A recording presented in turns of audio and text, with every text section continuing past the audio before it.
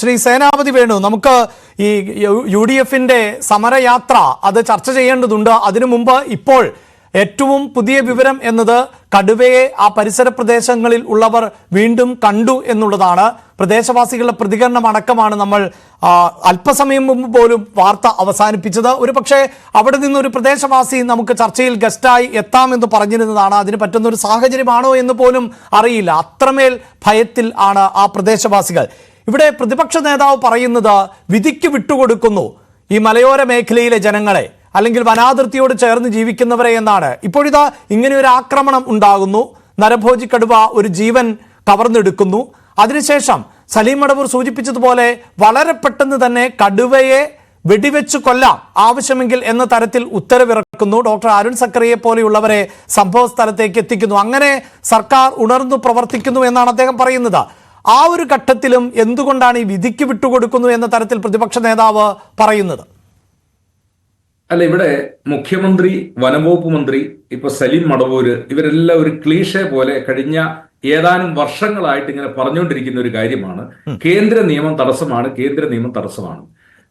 മുമ്പ് ഇടുക്കിയിൽ നിന്നുള്ള MP, ഇപ്പൊ കോട്ടയത്ത് നിന്നുള്ള MP ശ്രീ ഫ്രാൻസിസ് ജോർജ്, അദ്ദേഹം കേന്ദ്ര വനംവകുപ്പ് മന്ത്രി ഭൂപേന്ദ്ര യാദവിന് ഒരു കത്ത് കൊടുത്തു. ഇങ്ങനെ കേന്ദ്ര വനനിയമമാണല്ലോ ഈ വന്യമൃഗ ആക്രമണങ്ങൾ തടയുന്നതിന് തടസ്സമായിട്ടുള്ളത് എന്ന്. അപ്പൊ അദ്ദേഹം പറഞ്ഞു, താങ്കളും താങ്കളുടെ ഗവൺമെന്റ്, അതായത് കേരളത്തിലെ ഗവൺമെന്റിനോട് ഈ വൈൽഡ് ലൈഫ് പ്രൊട്ടക്ഷൻ ആക്ടിന്റെ സെക്ഷൻ 11(1)(a)(b) ഈ സെക്ഷനുകൾ ഒന്ന് വായിച്ചു നോക്കിയിട്ട് അവിടെ ഗവൺമെന്റ് ആക്ട് ചെയ്യാനായിട്ട് പറഞ്ഞത്.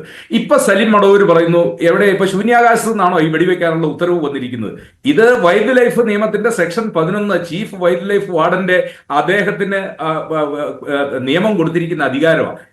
ഇതെന്തുകൊണ്ട് കുറച്ചുനാൾ മുമ്പ് ഇവർ പ്രയോഗിച്ചില്ല എന്നുള്ളതാണ്. ഇവിടെ നിയമം ഇല്ലാഞ്ഞിട്ടല്ല അഭിലാഷേ, നിയമമുണ്ട്, ആ നിയമം ഇവർ പ്രയോഗിക്കുന്നില്ല. എന്നിട്ട് പറയുന്നത് മഹാരാഷ്ട്രയിലെ ഉദ്യോഗസ്ഥരെ കേസിൽ കുടുക്കി, അതല്ല എങ്കിൽ മധ്യപ്രദേശിലെ ഉദ്യോഗസ്ഥരെ കേസിൽ കുടുക്കി. നിങ്ങൾ ആ നിയമത്തിന്റെ അകത്ത് വളരെ സ്പെസിഫിക് ആയിട്ട് പറയുന്നല്ലോ, ഷെഡ്യൂൾ 1-ൽപ്പെട്ടതും അതോടെ തന്നെ ഷെഡ്യൂൾ 2-3-ൽപ്പെട്ട വന്യജീവികൾ അക്രമകാരികളാണ് എങ്കിൽ അതിനെ വെടിവെച്ചു കൊല്ലും. അപ്പൊ പറയാം 6 അംഗ കമ്മിറ്റി കൂടണം. ആരാ?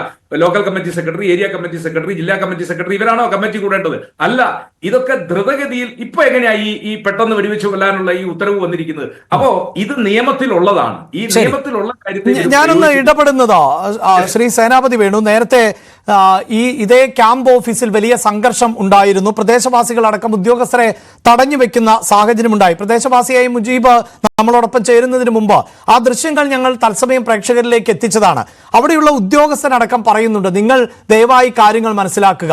ഇവിടെ കാട്ടാന ആക്രമണം ഉണ്ടാകുമ്പോൾ അതിൽ നടപടി ഞങ്ങൾ സ്വീകരിച്ചിട്ടുണ്ട്. അതിൽ ഞങ്ങൾ കേസ് നേരിടുന്ന ആളുകൾ ആണ്. ഞങ്ങൾക്കെതിരെ നിരവധിയായ കേസുകളുണ്ട്. ഇപ്പോഴും കേസുകൾ വരാനുള്ള സാധ്യതയുണ്ട്. പക്ഷേ ഞങ്ങൾ ഈ കടുവയെ വെടിവെക്കാവുന്ന തരത്തിൽ കണ്ടെത്തിയാൽ വെടിവെക്കുക തന്നെ ചെയ്യും, നിങ്ങൾ ഉറച്ചു വിശ്വസിക്കൂ എന്ന് പറയുന്ന ഒരു സാഹചര്യമുണ്ട്. അപ്പോൾ ഉദ്യോഗസ്ഥരും ഇത്തരത്തിൽ വലിയ പ്രതിസന്ധി നേരിടുന്നുണ്ട്. ആ പ്രതിസന്ധിയെ അടക്കം മുൻനിർത്തിക്കൊണ്ട് തന്നെയാണ് അവർ മുന്നോട്ട് പോകുന്നത് എന്ന് വേണമല്ലോ മനസ്സിലാക്കാൻ. അല്ല അഭിലാഷെ, ഇതിന് ഉത്തരവ് കൊടുക്കേണ്ടത് ഫോറസ്റ്റ് ഗാർഡോ ബീറ്റ് ഫോറസ്റ്റ് ഓഫീസറോ സെക്ഷൻ ഫോറസ്റ്ററോ അല്ല, ചീഫ് വൈൽഡ് ലൈഫ് വാർഡനാണ് റിട്ടേൺ ഉത്തരവ് ഇതിന് കൊടുക്കേണ്ടത്. ആ ഉത്തരവ് കൊടുക്കാൻ അദ്ദേഹത്തിന് ബോധ്യപ്പെടണം. അദ്ദേഹത്തിന് ബോധ്യപ്പെട്ടാൽ മാത്രം മതി. ഇവിടെ കേസിൽ കുടുങ്ങും. കാട്ടിൽ കയറി അല്ല ഇതിനെ വെടിവെക്കുന്നത്.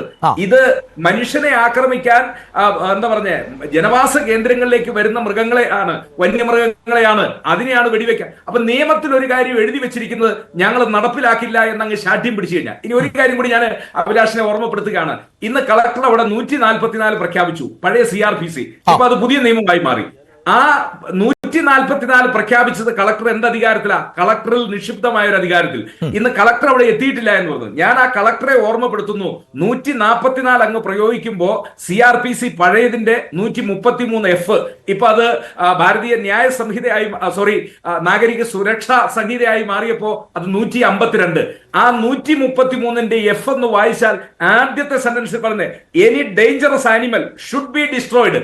Any dangerous animal should be destroyed. Destroy ചെയ്യാന്ന് പറഞ്ഞാൽ എന്താ? അവനെ തീർത്ത് കളയണം. ഞാൻ ചോദിക്കുന്നു, ഇവിടെ RDOയ്ക്ക് ഒരു മോബ് വയലന്റ് ആയാൽ, ഞാൻ 28 വർഷമായിട്ട് ക്രിമിനൽ കോടതിയിൽ പ്രാക്ടീസ് ചെയ്യുന്ന ഒരു അഭിഭാഷകനാ, ഒരു മോബ് വയലന്റ് ആയാൽ, ഇല്ലെ ജനക്കൂട്ടം അക്രമാസക്തരായ കളക്ടറിൽ നിക്ഷിപ്തമായിരിക്കുന്ന അധികാരം താഴേക്ക് RDO അതുപോലെ തന്നെ തഹസിൽദാർക്ക് കൊടുത്ത് വെടിവെക്കാനുള്ള ഉത്തരവ് കൊടുക്കും. ഇവിടെ കളക്ടറിൽ നിക്ഷിപ്തമായിരിക്കുന്ന അധികാരം 133F എന്തുകൊണ്ട് ഇത് പ്രയോഗിക്കുന്നില്ല? എന്നിട്ട് വെറുതെ പറയാ കളക്ടർ കേസിൽ കൊടുക്കും, അല്ലെങ്കിൽ ഉദ്യോഗസ്ഥന്മാർ കേസിൽ കൊടുക്കും. ഇവിടെ വെടിവെപ്പിന് ഉത്തരവ് കൊടുത്തിട്ടുള്ള ആളുകൾ നിയമപരമായി അതാണ് ഞാൻ പറയുന്നത്. ഇവിടെ ഇത്രയും ആളുകൾ, രാധ എന്ന ഒരു സ്ത്രീയെ ഇന്നലെ കശാപ്പ് ചെയ്ത കടുവ, ആ കടുവയെ ഐഡന്റിഫൈ ചെയ്തിരിക്കുന്നു. അത് ജനവാസ കേന്ദ്രത്തിലാണ്. സെക്ഷൻ 133F CRPC ഉപയോഗിച്ച് വയനാട് കളക്ടർ ശ്രീമതി മേഘശ്രീ ഇന്ന് വന്നിട്ടില്ല എന്നവർ തന്നെ അവരതിന് ഉത്തരവ് കൊടുത്താൽ അവരെ ചോദ്യം ചെയ്യാൻ ഒരാൾക്കും കഴിയില്ല സാർ.